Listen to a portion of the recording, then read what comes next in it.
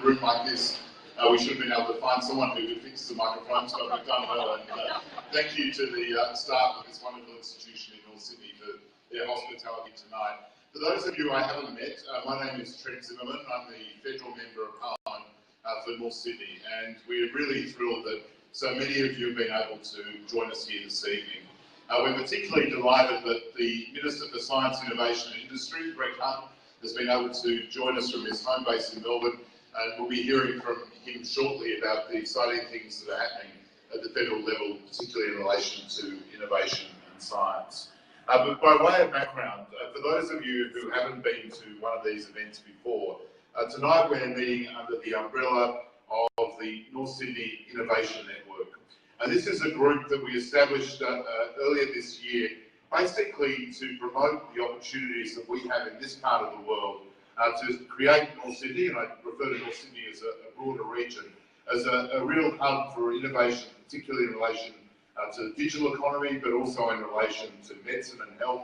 And because what we have in our region, often unheralded, often unknown, are already a cluster of businesses that are working in innovation in quite an exciting way.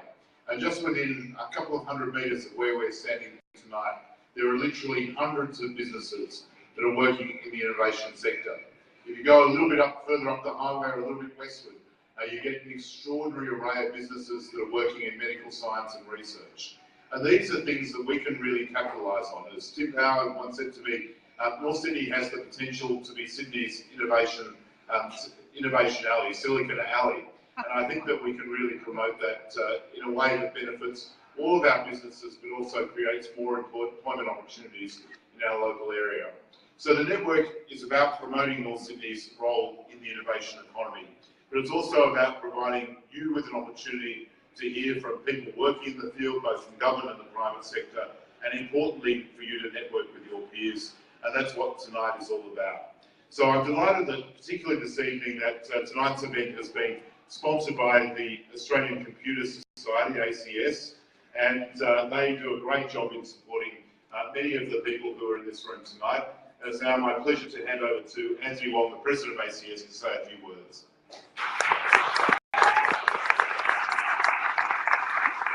Thank you, Trent. Member for MP, Minister of Innovation, Greg Hunt. I'm very glad to be here to support your activities and the Network Forum. Before I just start, I'd just like to say a few words, ladies and gentlemen, and guests. Very delighted to be here.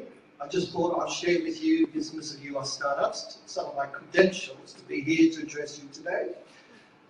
A few years ago, I was part of the Department of Industry Innovation Council, where we convinced the government today to actually not tax the employee share scheme. So we worked for 3.5 years, and I included a part of the 10 people who finally convinced Treasury to drop the tax for the employee share scheme. So when you get your employee shares, just don't forget about me and all these people who work in your interest. Also, I'd like also to mention that recently Andrew Johnson, our ACS CEO, and I was at the Austrian SIP landing pad in Shanghai. We were one of the first Australian overseas visitors visiting the Austrian landing pad for startups who are going to spend a 3-month program in Shanghai just to get acclimatized to the different culture and to actually try to penetrate that difficult, diverse market. And also I had the fortune to be in Townsville just recently, and I need to say something about Townsville. It's been through a lot with the crisis with the mining sector, with the closure of the nickel mining, but I have seen some great startups in Townsville, working closely with the City Council of Townsville and the CQU, the University of Central Queensland, and this particular company, I just have to mention, Safety Culture. They have grown from 0 people to 75 in 4.5 years, attracted $48 million with our active seeking funds. People are coming to them. Their headquarters in Townsville. They are relying on the NBN. This is one of the hotspots for NBN. 18 suburbs are totally wired with NBN. They're now in 5 capital cities, including Syracuse in Sydney. And they're doing very well out of town still. So this is where the potential of technology, where you can leapfrog many obstacles to actually get out there in the real world. What's my other credential? In 1990, I was part of a startup. We managed to get a digital group going, and in 5 years, spun the company and have it bought out by a multinational for many, many multiples. So I'm familiar with the startup, the difficulties. I've been there. I've hired staff from scratch, teaching me how to program, putting computers in. I have to train salespeople how to sell. I have to go out with them to sell those things that I actually develop with this technical people. So it's a tough gig. But yes, all the successes are there. We have all the support from our current government to support all these different schemes.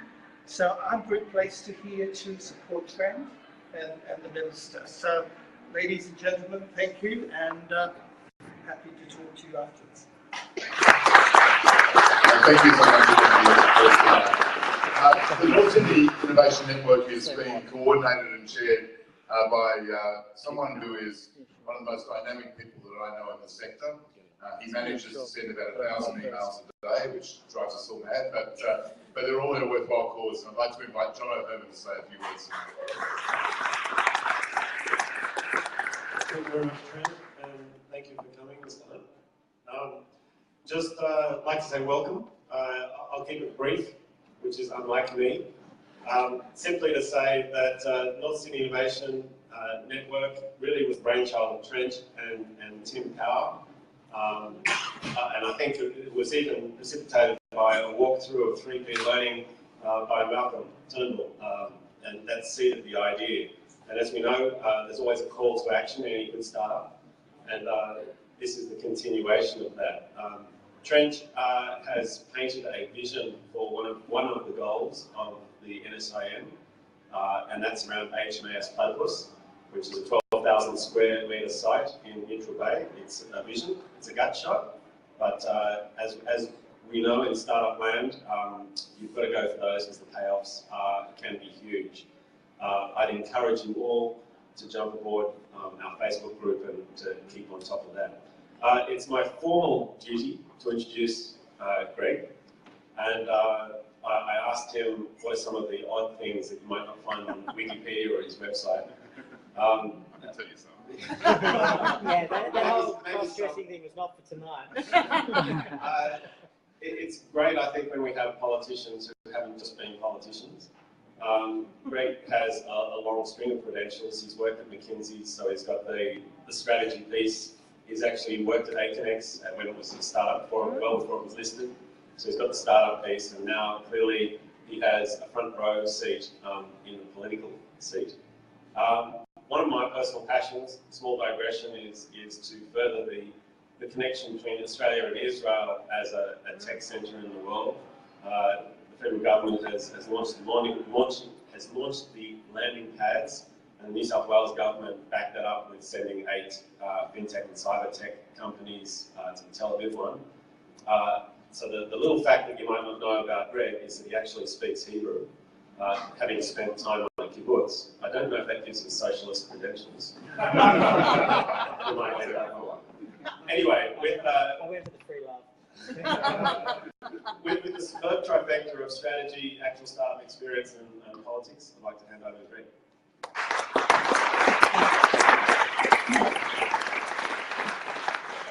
Thanks very much to Jono. And I did mention before when we had a little meeting across the road in Trent's office that you know you've made it in life when you've got a single name by which you're known. Sting, Cher, Bono, Jono.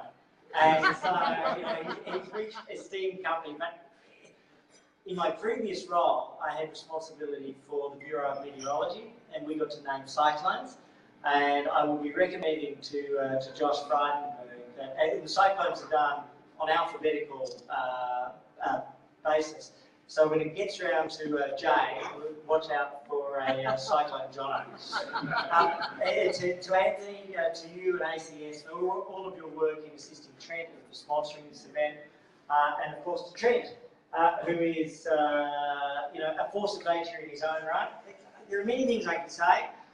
The simplest way to put it is, of all of the people to come into the Australian Parliament in the last 20 years, Trent is right at the bow wave of the most talented, capable, experienced and driven. I think you've got yourself a keeper, is how I would put it, and he really is. More than all of that, he just happens to be an outstanding person and human being. So I look around this room and it's incredibly energetic. And I'm reminded, some of you may remember Lawrence of Arabia. And I knew Jason Harrop, in earlier days. T.E. Lawrence was his other name. So Lawrence of Arabia, T.E. Lawrence, and he wrote in the frontispiece to the 7 Pillars of Wisdom that the dreamers of the night may dream their dreams, but the dreamers of the day are dangerous men and women, for with open eyes they look to shape and mould the world to come. Well, there are a lot of very, very dangerous men and women in this room. You are people who are imagining what the world can be. There are people in this room working in biomedical technology, working in early diagnosis of hearing deficiency for school children, people who are working in blockchain, people who are working in translating Google Docs so it doesn't crash when you try to upload something moderately large. Hello, Jason.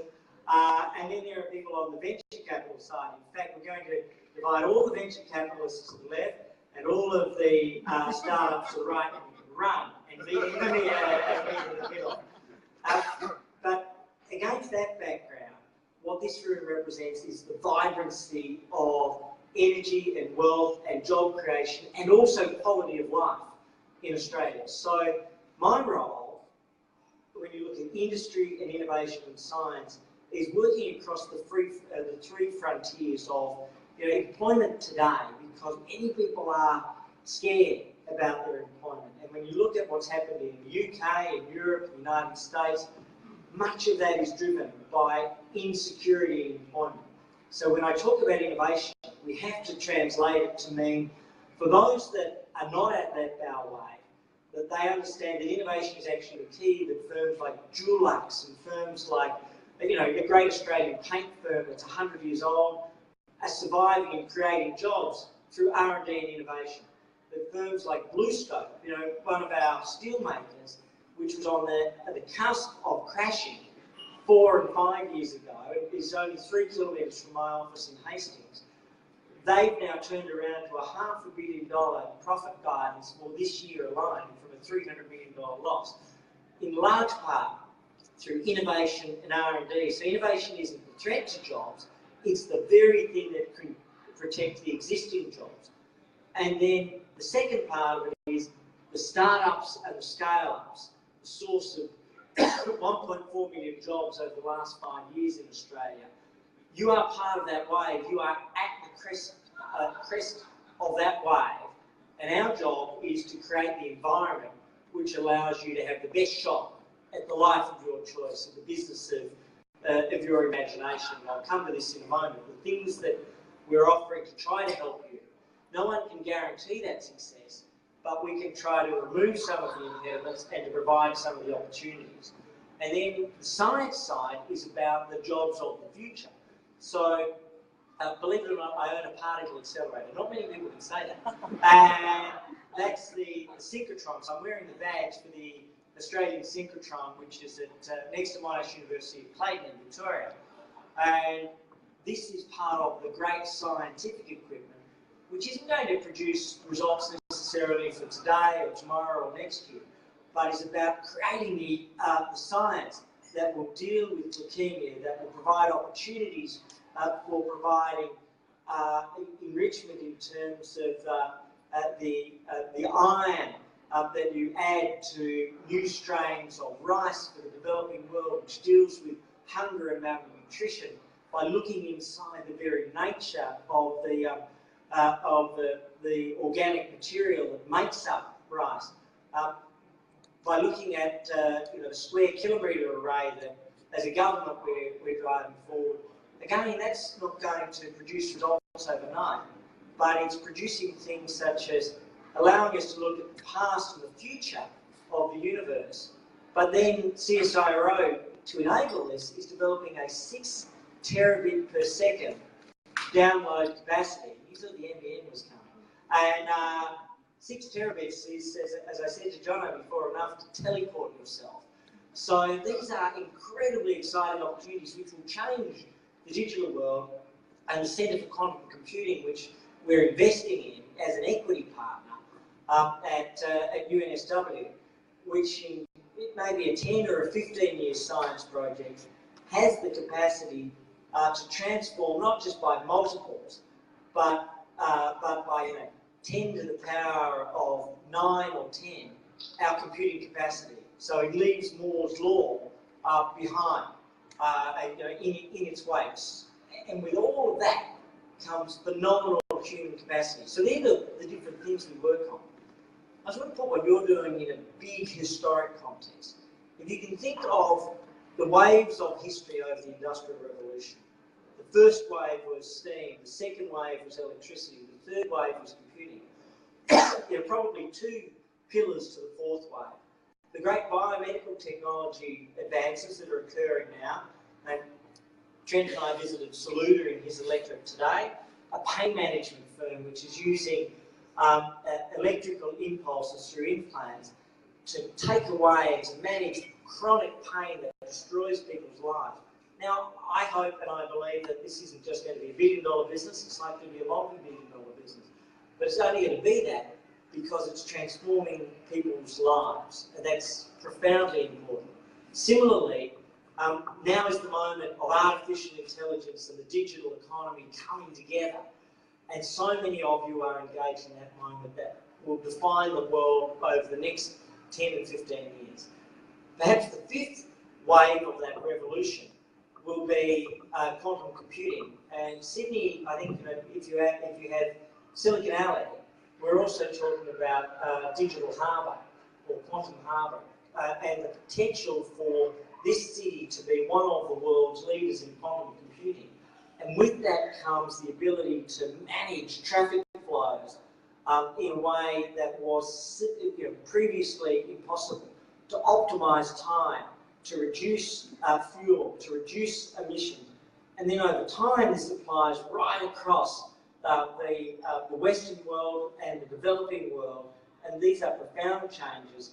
And then that leads to what might well be the 6th wave, which is the fusion and the great possibility that the European and nuclear powers and the US and China and Russia and Japan and Korea and India are all involved with. And now Australia.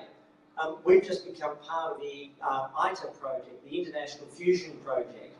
And it's not a question of whether this will happen. It's only a question of when and how successful it is.